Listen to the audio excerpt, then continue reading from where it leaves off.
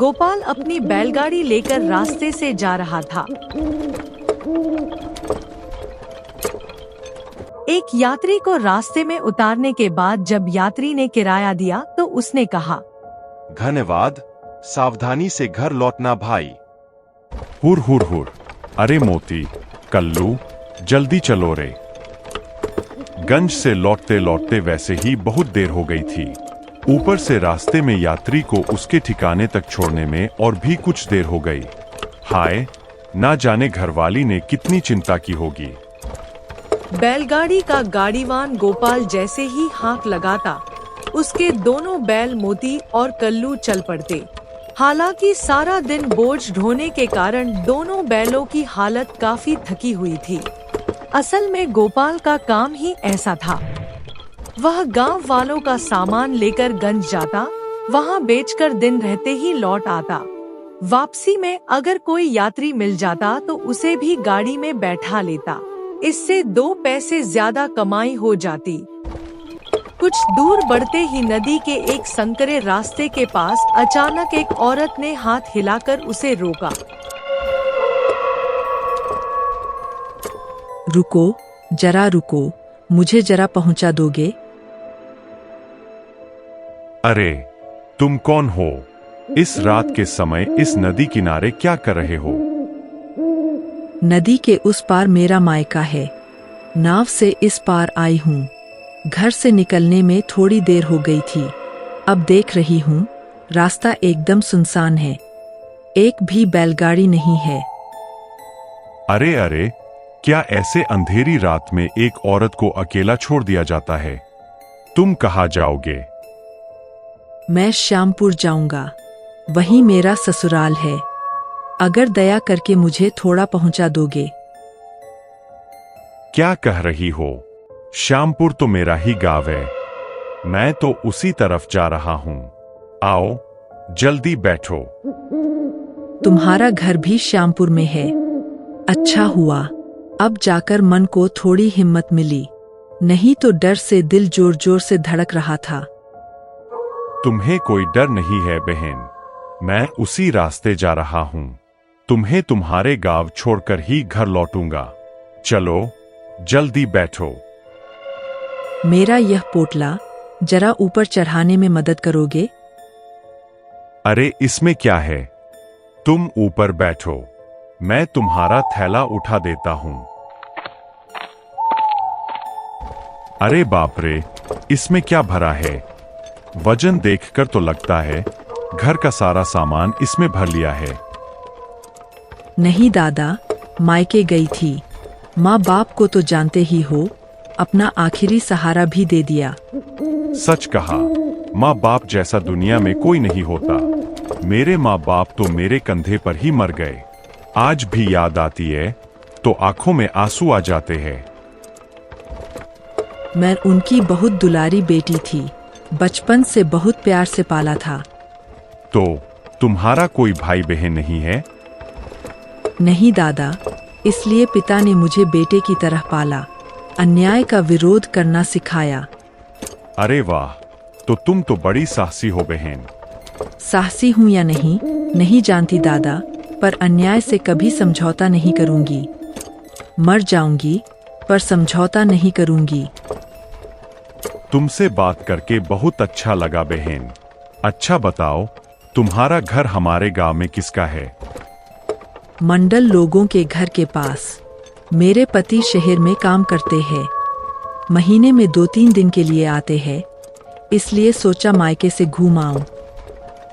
अच्छा किया, माँ बाप के लिए मन तो तरसेगा ही। तुम्हारे पति तुम्हें शहर ले जा सकते हैं। कई बार कहा दादा, पर शहर में बहुत खर्च है। 2 पैसे कमाएंगे तो 4 पैसे खर्च हो जाएंगे, इसलिए यही बैठकर उनके आने का इंतजार करती हूँ। लेकिन उन्हें दोष भी नहीं दे सकती, क्या करें? पर रात के अंधेरे में यूं अकेले मत आना, जमाना अच्छा नहीं है। वो तो है दादा, जमाना बहुत खराब है। लो, श्यामपुर आ गया। यही उतरोगी या तुम्हें घर तक छोड़ दूं? गोपाल जवाब का इंतजार करता रहा। कोई उत्तर नहीं आया। अरे बहन, कुछ बोल क्यों नहीं रही? पीछे मुड़कर देखते ही वह दंग रह गया। वहां कोई नहीं था। अरे ये क्या, रास्ते में उतर गई क्या? अभी तो बैठकर मेरे साथ बात कर रहा था। क्या हुआ रे गोपाल, क्या खोज रहा है? मेरी गाड़ी में एक औरत बैठी थी। बोली उसका घर श्यामपुर में है। यहां आते ही जब कहा उतर जाओ, पीछे देखा तो कोई नहीं। नहीं है तो किधर गया? रास्ते में उतर तो नहीं गया, वही तो सोच रहा हूं। हम तो कुछ देर से तेरी गाड़ी के पीछे पीछे आ रहे थे, पर हमने तो किसी को नहीं देखा। तो फिर वो किधर गई? वो नदी के संकरे रास्ते से चली थी। उसका भारी थैला भी चढ़ाया था। देख तो थैला ले गई या नहीं? नहीं दादा, थैला तो यही है। छैला खोल कर देख तो उसमें क्या है? कीमती चीज होता तो रख कर जाता क्या? गोपाल ने थैला खोला और उसकी आंखें फटी रह गईं। उसके मुंह से अजीब आवाज निकली और वो बेहोश होकर गिर पड़ा। अरे गोपाल, क्या हुआ? अंदर में ऐसा क्या देखा जिससे वो बेहोश हो गया? अरे बाप रे, ये तो एक औरत की लाश है।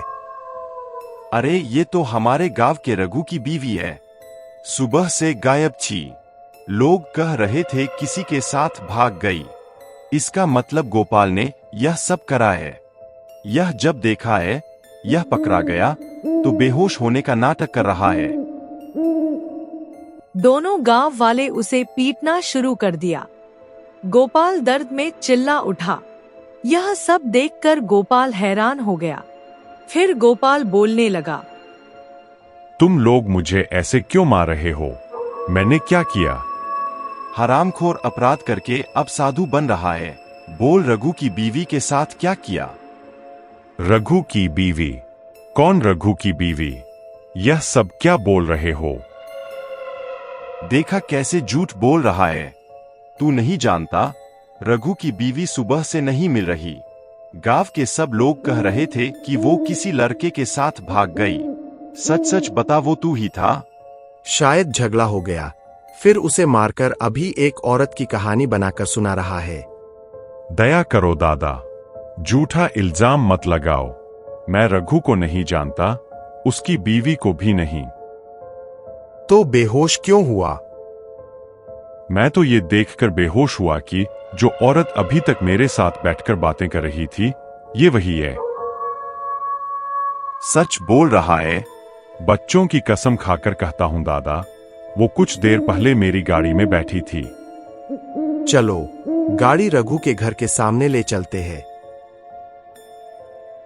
लोगों की बात सुनकर गोपाल गाड़ी रघु के घर की ओर ले गया, लेकिन उसके मन में बार बार वही बात घूम रही थी।